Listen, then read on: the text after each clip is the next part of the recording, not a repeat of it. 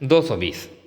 तो कहता है in case of substitute goods की हालत में लाइक पेप्सी एंड कोक, जिस तरह पेप्सी और कोक है, यानी सब्सिट्यूट गुड्स से मुराद वो सामान, वो गुड्स, वो प्रोडक्ट, वो कमोडिटी जो हम एक मकसद के लिए इस्तेमाल करते हैं।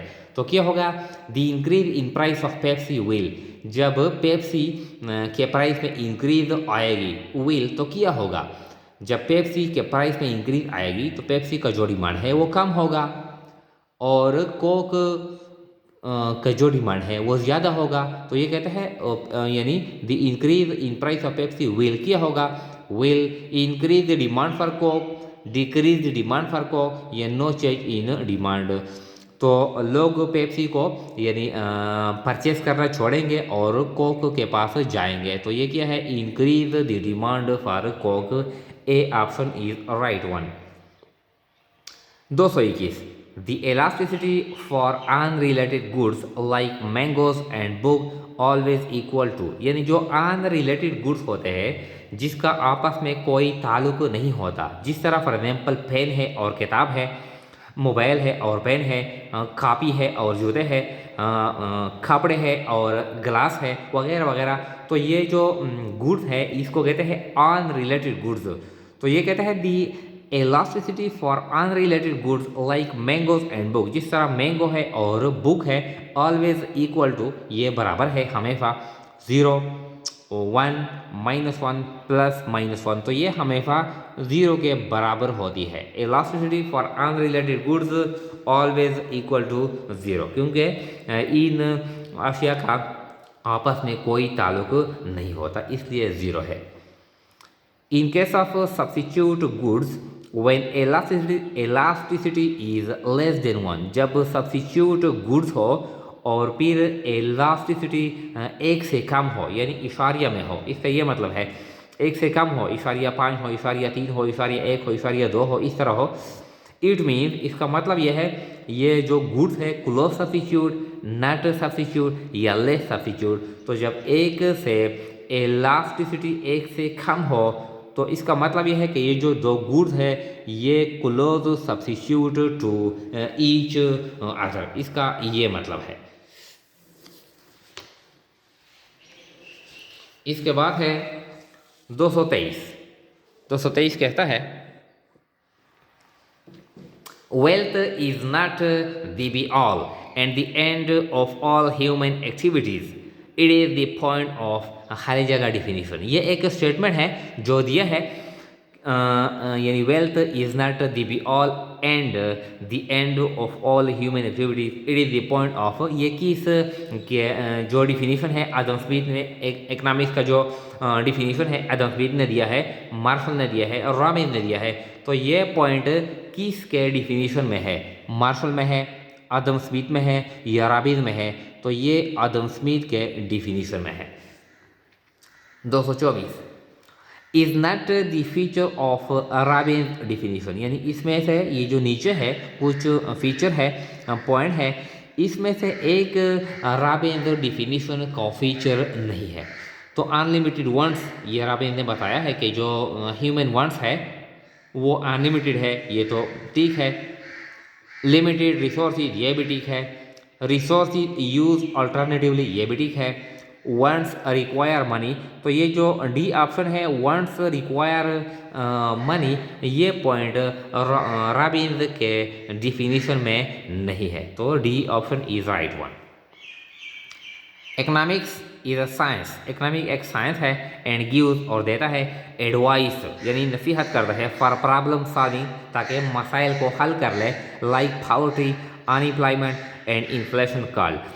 तो इकोनॉमिक्स इज एक साइंस है जब मसाइल के हल करने के लिए इकोनॉमिक्स तजवीज़ देता है। वो साइंस जब मसाइल को हल करने के लिए तजवीज़ देता है तो इस साइंस को क्या कहता है, नॉर्मेटिव साइंस, पॉजिटिव साइंस या नन। तो इस साइंस को कहते हैं नॉर्मेटिव साइंस। वो साइंस जो मसाइल को हल करने के लिए तजवीज़ बताता है, सजेशन देता है, तो इस साइंस को कहते हैं नॉर्मेटिव साइंस। 224 इकोनॉमिक्स लाज और इकोनॉमिक्स यानी जो मागासी कवानीन है, इकोनॉमिक जो लाभ है ये क्या है, कंपल्सरी है, लाजमी है, एसेंशियल है, लाजमी है, ऑप्शनल है या ऑल है। तो इकोनॉमिक्स लॉज और ये क्या है, ये ऑप्शनल है। ऑप्शनल का मतलब ये है कि चाहे हम यानी हम चाहे तो हम इस्तेमाल करेंगे, अगर हम नहीं चाहते तो हम इस्तेमाल नहीं करेंगे, इसका मतलब ये है। 227 when a raw material converted into finished goods called, जब हम किसी मटेरियल से रॉ मटेरियल से सामान बनाते हैं, फिनिश गुड्स बनाते हैं, यानी वो इस्तेमाल करने के काबिल हो जाए, तो यानी रॉ मटेरियल यानी की जो यूटिलिटी है और फिनिश गुड्स की जो यूटिलिटी है, इसमें फ़र्क है। फिनिश गुड्स की यूटिलिटी ज़्यादा होती है एज कम्पेयर टू दी यानी raw material. For example would है तो वुड की जो यूटिलिटी है, और वुड से जब हम चेयर बनाते हैं, डोर बनाते हैं, यानी टेबल बनाते हैं, तो इसकी जो यूटिलिटी है वो ज़्यादा है।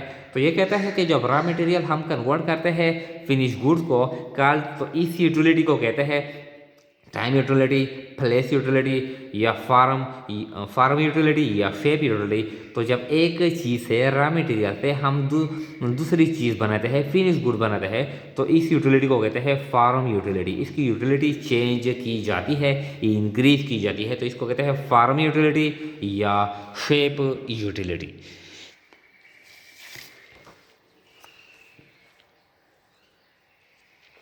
228 when wood brought from forest into market, जब हम यानी वुड हम लाते हैं फॉरेस्ट से, जंगल से मार्केट में लाते हैं, तो क्या होता है, यानी फॉरेस्ट में तो यानी वुड ज़्यादा की तादाद में होती है, तो वहाँ पर इसकी जो वैल्यू है, जो यूटिलिटी है वो कम होती है। लेकिन जब मार्केट में हम लाते हैं तो यूटिलिटी यानी मार्केट में तो लोग इसका डिमांड करते हैं, मार्केट में यूटिलिटी ज़्यादा होती है, तो इट्स वैल्यू इंक्रीज्ड। तो मार्केट में जो वुड की जो वैल्यू है वो इंक्रीज हो जाती है।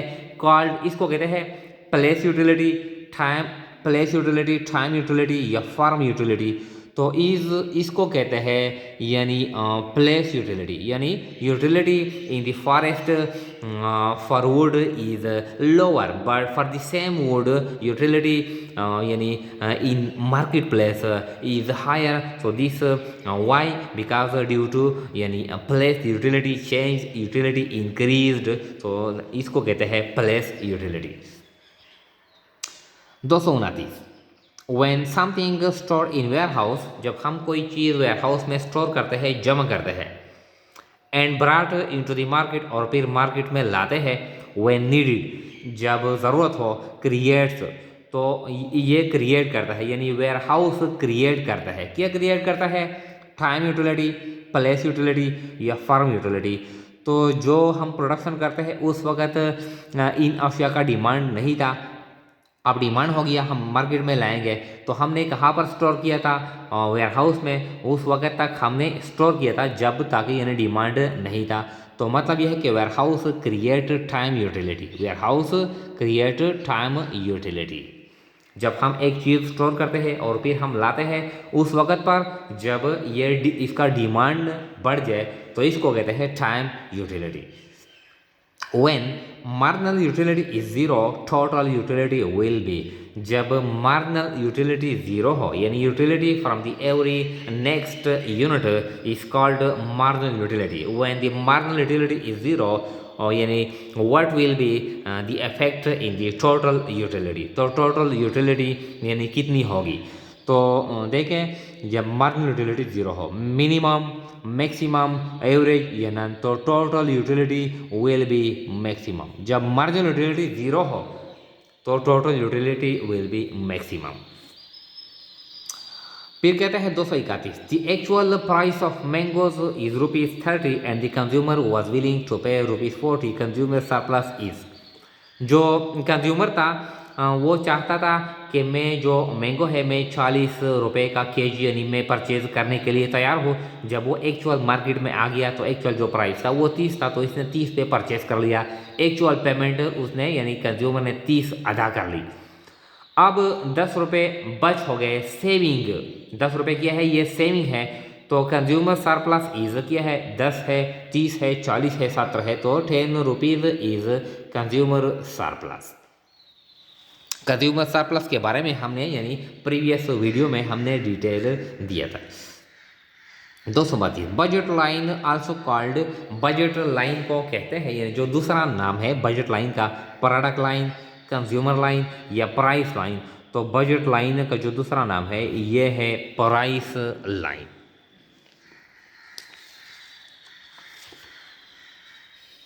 इसके बाद है 233। 233 कहता है budget line shows the income of the consumer and. जो बजट लाइन है इसको प्राइस लाइन भी कहते हैं। ये क्या शो करता है? कंज्यूमर के इनकम शो करता है एंड और फिर price of the commodity, utility या प्रॉफिट ऑफ सेलर। तो budget line shows the income of the consumer and price of the commodity. तो ये जो ए ऑप्शन है ये राइट वन है। When income of a consumer increases, जब किसी कंज्यूमर का जो इनकम है इसमें इंक्रीज आता है तो बजट लाइन, तो इसका जो परचेजिंग पावर है ये भी ज़्यादा होगा। जाहिर बात है कि एक कंज्यूमर है इसका जो इनकम है वो इंक्रीज हो रहा है तो इसका जो परचेजिंग पावर है वो भी यानी इंक्रीज हो रहा है। तो budget line will go upward, ये ऊपर जाएगी यानी हम ज़्यादा सामान फिर परचेज कर सकते हैं। Budget line will goes up, budget line goes upward, goes down या नो चेंज। तो गोज अपवर्ड यानी जिस जगह पर है बजट लाइन फिर ऊपर जाएगी, इसका ये मतलब है। 235 formula for law of demand is quantity demanded of X. Quantity demanded of X is equal to is the function of price of X. Price of X यानी जो कमोडिटी है इसका जो प्राइस है M, price of other commodity. इसके बाद है M का मतलब है income of the consumer, M money यानी income of the consumer, P nought या पी जीरो यानी प्राइस ऑफ अदर कमोडिटी, और टी का मतलब है यानी टेस्ट। तो ये जो यानी इस पर क्या है एक बार लगाया हुआ है। तो ये कहता है what does M P not and T means. इसका क्या मतलब है? एम यानी money income of the consumer, price of other commodity और टेस्ट वगैरह या फैशन वगैरह। तो इसका क्या मतलब है? एग्जाम्पशन ऑफ द लॉ, ये इस लॉ के एग्जाम्पशन है, एक्सेप्शन है ऑफ द लॉ ये, और यानी इस पे ये कानून अप्लाई नहीं होता, या क्वालिटीज ऑफ द लॉ। तो ये एम पी नॉट और टी ये क्या है? ये एग्जाम्पशन ऑफ द लॉ है। इसका मतलब ये है कि लॉ ऑफ डिमांड सही साबित होता है जब ये कांस्टेंट हो, व्हेन देयर इज, अगर यानी या हम कहते हैं other things remaining the same या सेटरीज पैरेबल्स, यानी जब ये फैक्टर इसमें चेंजेस ना हो फिर ये कानून लॉ ऑफ डिमांड सही साबित होता है। लेकिन अगर एम पी नॉट और टी में चेंजेस आते हैं तो फिर ये कानून सही साबित नहीं हो सकता। यानी income of the consumer must be constant, there should not be no changes in the income of the consumer, यानी price of other commodity should not be change, ये भी चेंज नहीं होंगे, और there should not be change in the taste and fashion of the consumer. अगर ये constant है फिर ये जो लॉ है ये सही साबित हो सकता है, अगर नहीं है तो ये सही साबित नहीं हो सकता। तो ये क्या है? These are the exemption of the law. तो ये जो ए ऑप्शन है ये राइट वन है। 234 when price increase of A commodity, जब किसी चीज़ का प्राइस यानी इंक्रीज हो रहा हो, एंड डिमांड आल्सो इंक्रीज, और डिमांड भी इंक्रीज हो, प्राइस की वजह से डिमांड भी इंक्रीज हो, द कमोडिटी कॉल। तो इस चीज़ को कहते हैं, ये जो कमोडिटी है जो गुड्स है इसको कहते हैं ये सुपेरियर गुड है, ये लग्जरी गुड है, ये गिफन गुड्स है। तो यानी गिफन गुड्स का जो प्राइस के साथ जो ताल्लुक है वो डायरेक्ट ताल्लुक है, यानी जब प्राइस इंक्रीज होता है तो डिमांड भी इंक्रीज होता है, जब प्राइस डिक्रीज होता है तो डिमांड भी डिक्रीज होता है। तो ऐसे हालात आते हैं। तो ये जो गुड्स है ये क्या है? तो ये गिफन गुड्स है, गिफन गुड्स। देयर आर खाली जगह types of elasticity of demand, यानी एलास्टिसिटी ऑफ डिमांड के कितने टाइप है? 2 टाइप है, 3 टाइप है, 4 टाइप है या 5 है? तो ये 3 टाइप है, प्राइस एलास्टिसिटी, इनकम एलास्टिसिटी और क्रॉस एलास्टिसिटी।